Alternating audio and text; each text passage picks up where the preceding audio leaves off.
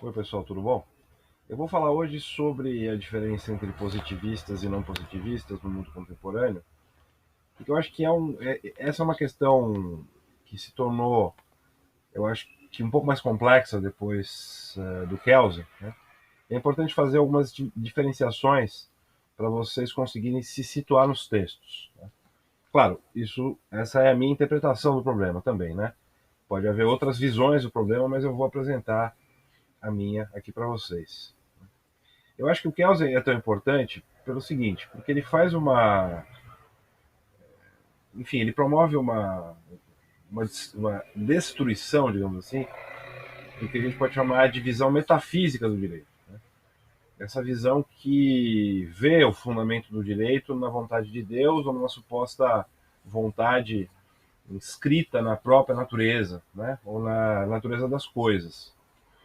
Nesse sentido, então, boa parte dos autores contemporâneos acabam. A gente pode classificá-los como positivistas, ou, enfim, digamos assim, enfim, todos eles concordam com a posição do Kelsen, né? De destruir essa visão metafísica do direito. É claro que pode haver ainda autores que defendam visões metafísicas do direito, visões substantivas do direito, né?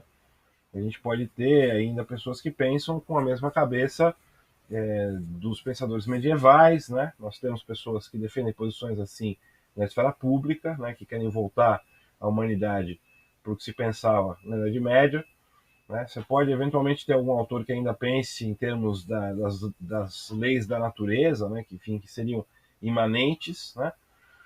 Mas basicamente o que o Kelsen faz é dizer, olha, o fundamento do direito é a vontade humana, né? É, e, então, portanto, né?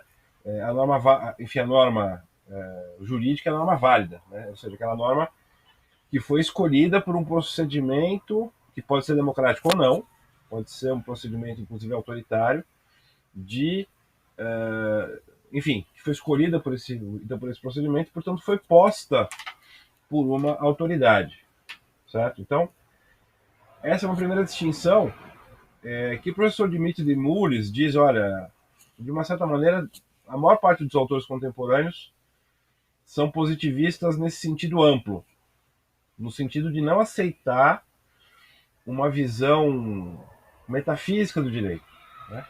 Colocaria determinados valores, determinadas ideias fora da política, fora do alcance da escolha da humanidade ou da vontade, né? Ou da vontade humana. Esse ponto é importante. Aí vejam, então, se isso for verdade para uma série de autores, eles vão então, a partir de dessa constatação de que o direito não tem um fundamento nem religioso, nem escrito nas leis da natureza, todos vão aceitar, bom, o direito está fundamentado numa escolha humana. Mas aí eles podem argumentar em sentidos diversos, né, a favor dessa escolha, e essa escolha vai ter determinadas características, umas diferentes das outras, né? Então a gente tem de fato autores que a gente pode classificar como positivistas em sentido amplo, e são, digamos, positivistas radicais, né? São positivistas que, enfim, que não admitem nenhum tipo de valoração, né, na atividade do jurista, que dizem assim, olha, o papel do jurista é simplesmente identificar quais são as normas válidas e, enfim, aplicar ao caso concreto, né, e descrever esse processo sem fazer nenhum juízo de valor sobre isso, né, sem discutir, bom, será que essa norma, apesar de ter sido posta por uma autoridade competente, ela também é democrática? Será que essa norma posta por uma autoridade competente, ela não está expressando aí um regime autoritário, né? Não é resultado de um regime autoritário? Existem juristas que defendem a posição de que não é papel do jurista entrar nesse debate, ou não é papel das ciências do direito entrar nesse debate de que se o direito é justo ou é injusto, né? Se o direito é democrático ou não é. O Hart se aproxima muito dessa posição, Kelsen também, apesar de que, né, Kelsen, como cidadão e filósofo político, escreveu a favor da democracia. Mas ele dizia, isso não é ciência do direito. Então, o jurista, quando trabalha no seu métier, né, ele não faz esse tipo de avaliação. Ele pode fazer em outro espaço discursivo, né, enfim, a partir de uma outra postura, que é a sua postura de cidadão ou de filósofo político, no caso do Kelsen. Né? Então, esses autores são positivistas em sentido amplo e, digamos, seriam positivistas hardcore, né? Enfim, porque procuram tirar do campo da ciência do direito qualquer tipo de valoração, né? Qualquer tipo de valoração. Aí a gente tem outros autores que a gente pode também classificar como positivistas em sentido amplo, e claro que aqui a gente entra em uma série de controvérsias, né?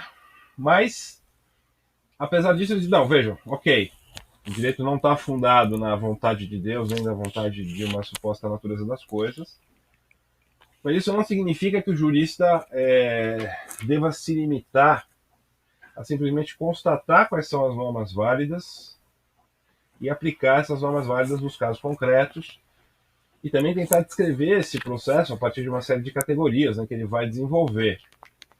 O jurista também precisa, ou ele está, ao exercer a sua atividade, ele também faz juízos de valor. E alguns autores dizem isso é inevitável, né?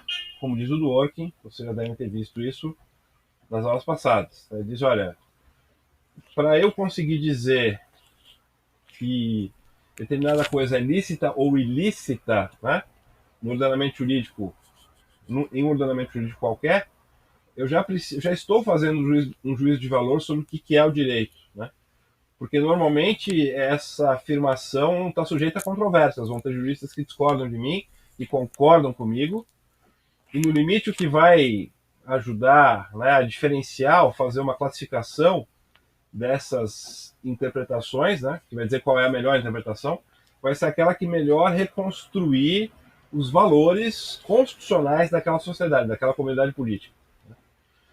Então, o Dworkin, ele reconhece a necessidade de se aplicar as normas válidas, as normas são ponto de partida necessário, né, os textos normativos, né, são ponto de partida necessário para se exercer a atividade do jurista, você não pode simplesmente tirar uma interpretação da cartola, né?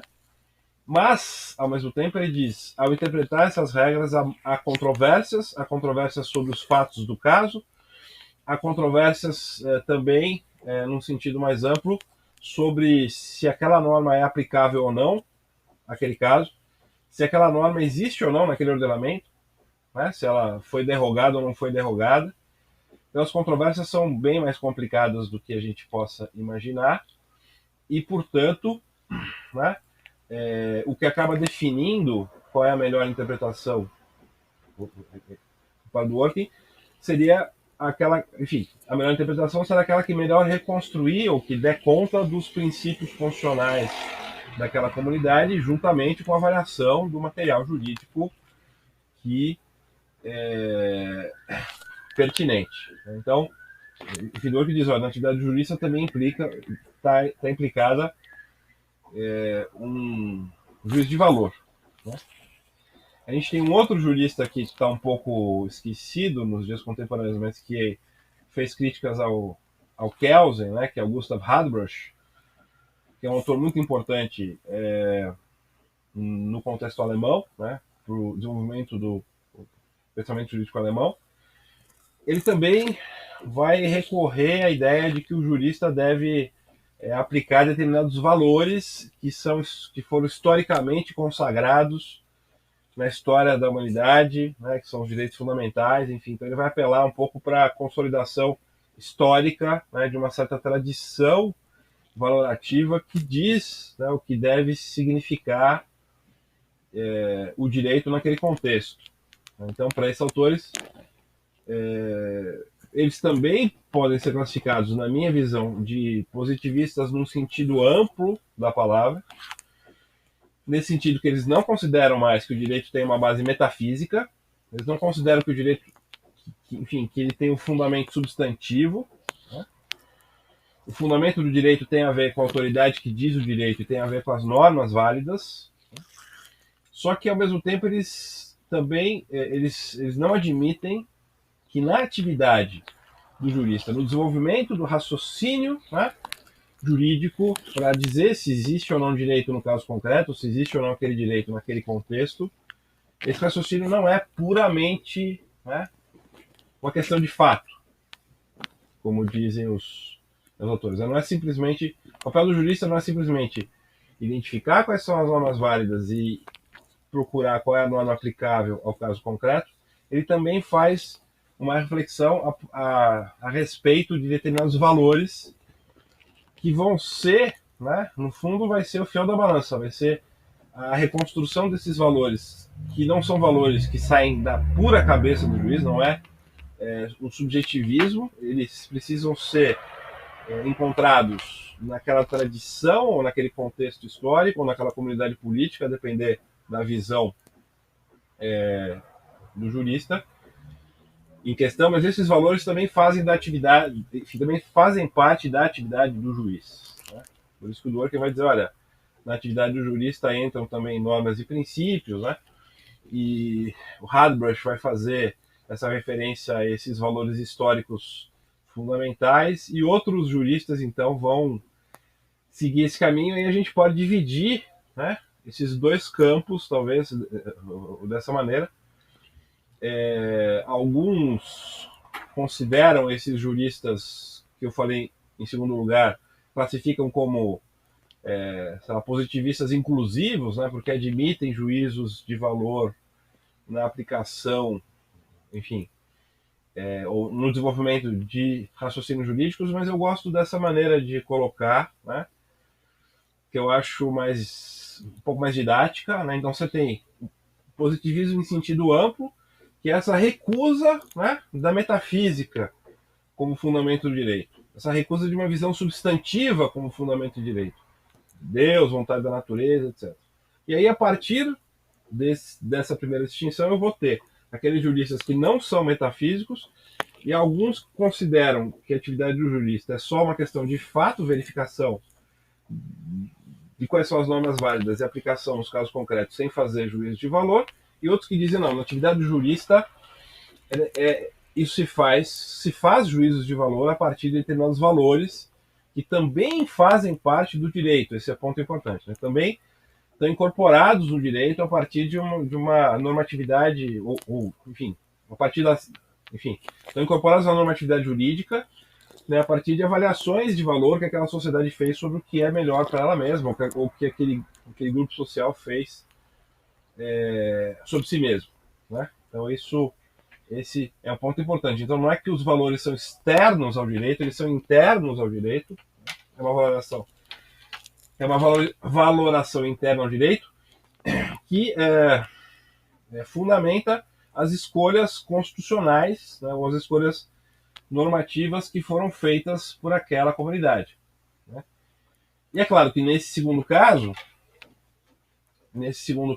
no caso desses juristas, a argumentação se torna fundamental. Né? Eu preciso argumentar para convencer as pessoas de que essa minha visão do direito é a mais adequada, é a mais interessante, é que expressa melhor as escolhas daquela comunidade. Né? Para um jurista positivista, né, hardcore, percebam que a argumentação é menos importante. Né?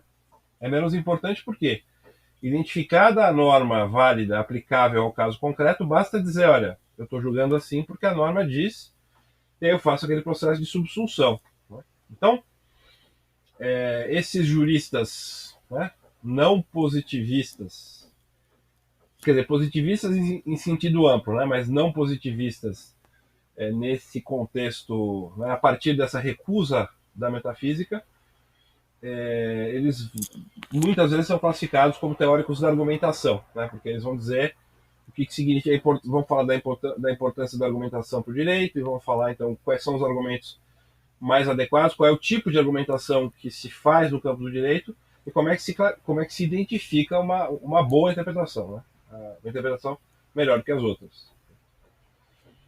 Tudo bem? Então, espero que vocês estejam compreendendo. Estamos chegando no fim, né, da nossa jornada aqui filosófica. E qualquer problema, qualquer questão, sigam me procurando. E bom trabalho para vocês e boa semana. Um abraço.